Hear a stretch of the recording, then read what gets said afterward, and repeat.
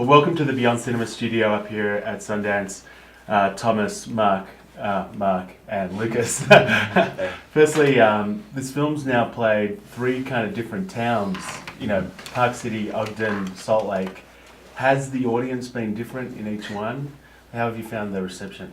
Absolutely. I mean, I think that the two screenings, I was just saying this in another interview, that two of the screenings that I think have affected me the most was in Salt Lake City and in Ogden, because what you're looking at is an audience who either have a pre-existing interest in the issue, of course, but then there are people that have been directly affected by the things that we're talking about in this film, and to see their reaction to the movie, which is, you have people coming up to you at the end of the screening saying, thank you for doing this, thank you for, my own experiences reflected in this film, or people that I know is reflected in this film. And I think that it kind of cuts back to the kind of core thing that we were trying to do making this film, which is about rendering one human experience of this situation, and doing it because what we really want to do is sensitize people to the human stories that underpin what is so often a game of statistics or a debate which sits on the left and right. So that for me has been undoubtedly the best experience here at the festival, is going to Ogden in particular, where after the Q&A we had to go out into the lobby and we had to spend a lot of time, and people were incredibly emotional and incredibly sort of swept up in what they'd seen in the film. There was one woman who came up to us and just stood in front of us and burst into tears and said that when she was 1.5 years old, her family carried her through the desert as a baby. And when she watched the film, it resonated with her that could have been her and her family. Yeah. I mean, for me, I'm always fascinated. I go to the Middle East and everybody working there is from the Philippines. Right. You go to, there's certain demographics Absolutely. that, occupy the 7-Elevens or Dunkin' Donuts, and you want to know who that first person was. Yeah. Also, That's why this is a story that goes beyond just the US-Mexico border. It's universal in its themes. So how would you define an economic migrant as opposed to any other sort?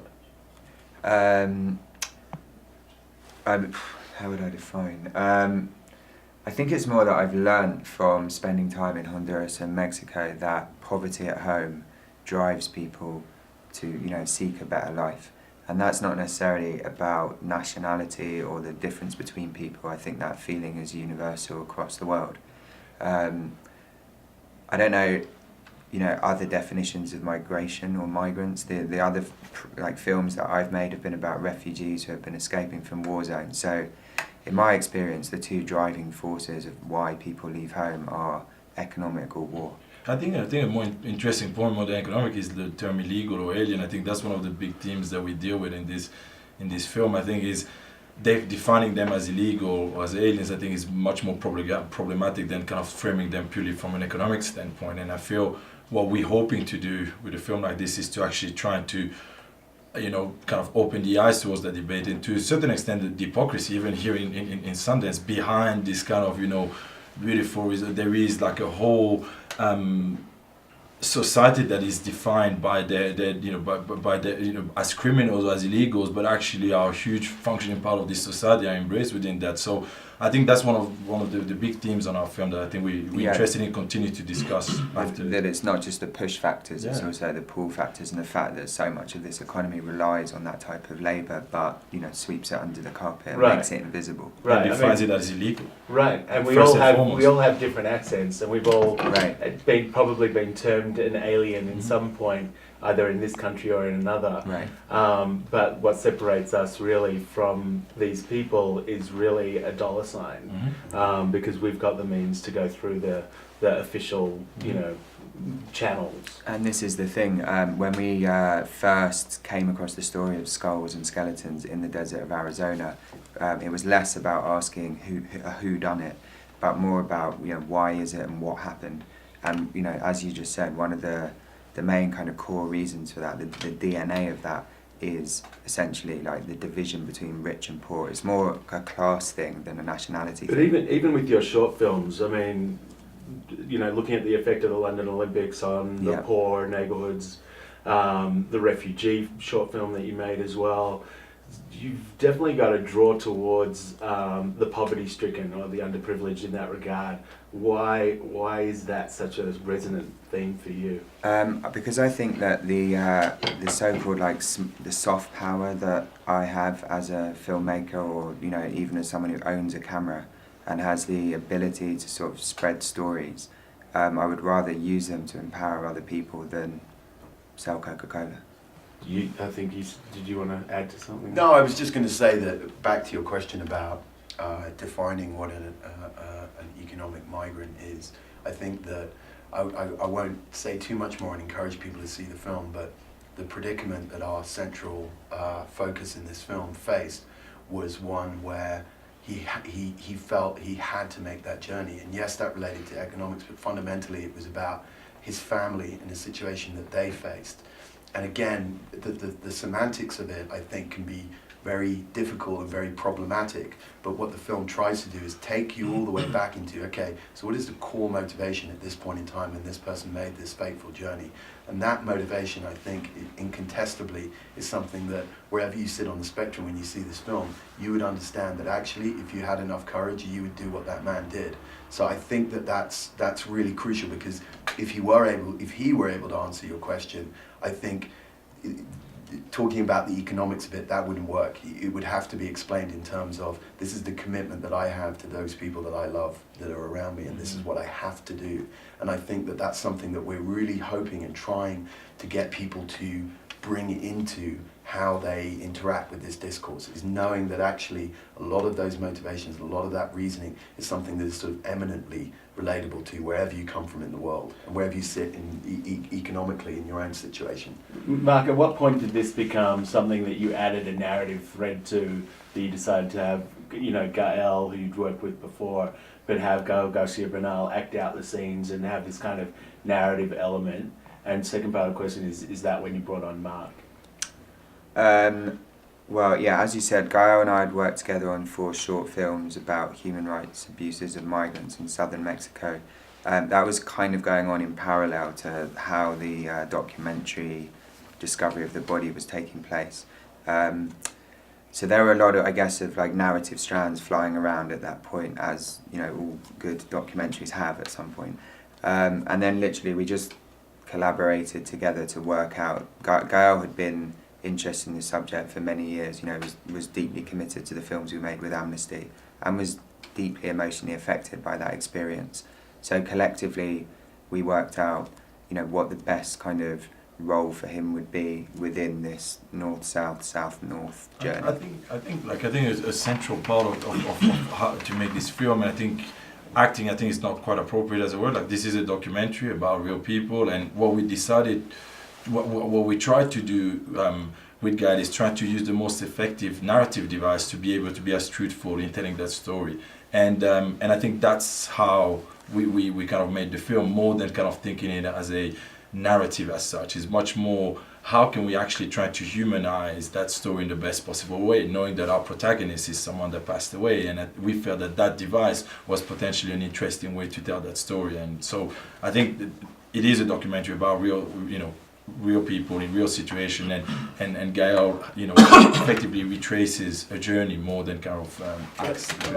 I also think on that, we always had it in mind that this was a fundamental part of how we were going to tell this story. I mean, that was something that 4 of us, as we sat around thinking about the kind of film that we wanted to make, that was always our conviction that we wanted to do that. And in part, as Thomas says, this is a documentary. And the parts that you see with Gael, it's an extension of that documentary lens. What it allows you to do is it means that you're not sitting behind the camera. What you're doing is you're participating with people. And what Gael does so brilliantly, I think, in the film is he not only is simultaneously allowing the audience to get a sense and picture what this man went through and the risks that he took and the journey that he took, but he's also allowing those people that he interacts with to have a voice. He's giving them a stage, and they are interacting on a level with one another. And it's about leveling the field. It's about saying to those people in the audience, this is a conversation that's taking place between equals, and this is something that is informed by these people's experience. And I think that even goes back to how we we shot this film. I think that it was a very low budget, it was a tiny crew. We retraced those steps and went on that journey as a team together. We got up there on top of the train. We were trying our level best to find a means of not only articulating our protagonist story, but allowing those people that we were interacting with, who were all real migrants, all making that journey that day, who we explained the concept of the film and what we were trying to achieve to, and they all said, I get it, I want to do it. And for them, it was very important to be there on screen because, as Gael said in a previous, in one of our Q&As, he said, a lot of those people didn't know whether they would make it. And for them to be able to kind of put their face up there and have their moment and be able to say what they wanted to say and be part of a process whereby the viewer or people watching this film would take on board, these are real human beings, this is behind the rhetoric and everything else, this is the journey that people are making. And I think I think even towards that is claiming an identity. Sorry, like I think like the one thing that the dynamic of this discourse creates is like the kind of you lose your identity. And I think one of the things that I think the people we interacted with, that was a way to claim that identity and hold on to that in whatever form it was, by just kind of being part of this project. And again, I think that was a very intentional thing for us to do, as Lucas said, to try to kind of really level the playing field there. Sorry, Marc. He's going to say something a lot more intelligent than me. Can't even remember the initial That's right. No, I came later. I came after they'd already shot most of the material, and it was clear looking at the rushes and what they had captured. It was like, it's so heartbreaking, so haunting in many ways. And I always felt Gael, it's almost an investigation by him. If you're an actor and you want to know the migrant's journey, you go do it. Yeah. If you want to be a doctor, you go hang out with doctors. You want to be a lawyer, you go hang out with lawyers. And I always felt that it was kind of, in a way, an investigation just in how dangerous it is, how heartbreaking it is. He has young children. To separate from your family with intent, with purpose, it's painful. It's a mix of emotions. At the same time, there's a lot of solidarity around, a lot of brotherhood. You all know what you're doing. You all know what the risks are, what the potential outcome could be.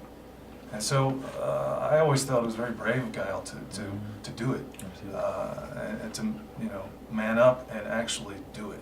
Is this something that you found in your role as a writer for documentaries? It's one of those things that I'm sure you get asked, wait, you're a writer for documentaries? And the Writers Guild obviously acknowledges it and has acknowledged you for The Cove and other projects. But for you, do you feel like, okay, well, how do you find that singular narrative or that singular point and help them edit? It is a strange thing, I guess, to be a writer of documentaries, and I say it's like a niche within a niche. Documentaries are already kind of a niche within the Hollywood system, but I love it because it's about structuring a film to try to achieve a narrative arc that a narrative film has, to give the audience an emotional ride that they would have going to any film, and that involves the ups and downs and the kind of mystery and seduction of any film. And so in this particular film, an incredible challenge that Thomas mentioned is our protagonist. You never see him alive, you never hear him, you never get a chance to fall in love with him as a character, and that's incredibly challenging. So we wanted to make sure that we could get the audience on the train, on board with this film by having them come to know this man through the people who loved him early in the film. I like how the train's referred to as the beast, like the bestia. Is that's something that obviously came from the people rather than your imposition of it? Oh yeah, absolutely, yeah. Yeah, but absolutely, it takes on this mythic quality, and you almost paint a face, not Thomas the Tank Engine's face, but something a little more graphic on this thing. But also, in terms of taking that journey, going through these countries, did you then deliberately keep it like unofficial and shoot it guerrilla style and not, kind of inform and involve like local locations managers and scouts and all that sort of stuff in order to keep that kind of pure journey thread? Yeah, I mean, we had an agency from Mexico called Grupo Beta, who are an unarmed force that are there to protect and help migrants, and they helped us from the journey from Guatemala up to the Arizona border. They're essentially like a human rights defenders group. As well as that, we wanted to do this in a way whereby the crew was going to not affect the story and not affect the locations. So yeah, we did it in the smallest, most intimate way we could do, and also work with local activists and human rights defenders along the way who work in the shelters, you know, help people on those train journeys. Previously, again, like me and Gail had visited shelters where people who have fallen from that train and end up like with amputated legs and arms. So yeah, we'd spent a lot of time kind of understanding that journey and didn't feel that putting in big cameras and big crews and getting permission from anyone would make that any better. Right. And also, I think in the way that it was shot, it's a really small group of people. It is like a documentary in that respect. There is no location manager. The locations happen to be exactly where people get on and off the trains, the shelters that they stay at, the route that they go along. So what I mean by that is it's as Thomas said, it's fundamentally a documentary. I mean, we're creative and a little bit playful with how we interact with that documentary element when we're with Gail, but it's all, everything you're seeing up there, I think that this is not a case of you have to get up on top of the train. Those people are on top of the train. That has been explained to them. We're making a film. This is our purpose and intent while we're on top of the train. It's at that point that they say to you, okay, I get it. This is where we go next. Yeah, it's just that's all happening in And real to be able time. to react It's like not- that, we yeah. needed to be small. Did you find that any of the subjects felt safer having you around? No. Or more Well, I mean, just the reverse. Yeah, Yeah, exactly. Yeah, I think you know, having a I'm not sure. couple of gringos running around with them was not. Yeah, it didn't I make don't- anyone feel safer. I think we felt safer having them with us. I thought a cool way to end this would be to have each of you state where you began your journey on this planet and where you are now. Lucas. I was born in the United States to a Colombian father and a mother from Scotland, so I'm a hybrid myself. But then I grew up in the UK, so that's A my hybrid. journey. Yeah, I'm a Lucas the hybrid. hybrid. Very easy on guess. I'm from Oklahoma. But my folks have a lineage that comes from Ireland, and went to California during the Dust Bowl and came back in a very migratory manner. So And you're now where? I'm in Los Angeles. I was born in London and still live in London. But I guess like my great grandparents came from Holland and Poland. Yeah, during the beginnings of the Second World War. Can't wait for Man, this one. yeah, Yeah. this one might It's everything, It's gonna yeah. take a while. When you say ending, I'm not Yeah. sure what finish, by the way. I'm really confused, like as in I'm half French question. or Brazilian with an Argentinian father, grew up in Italy, live in London. So the sense of belonging, actually this idea of belonging is actually quite close to my heart in the sense that I generally don't know where home is, so that's me. Home is where the heart is. Yeah, well, I don't know where my heart is. My heart's gone a long time ago. I've kind of buried that deep. It's a lost soul. It's a lost soul. Very cool. Well, thanks for coming by and spending a few minutes. Thank you so much for Appreciate it. having us. Thank you very much. Cheers. Cheers.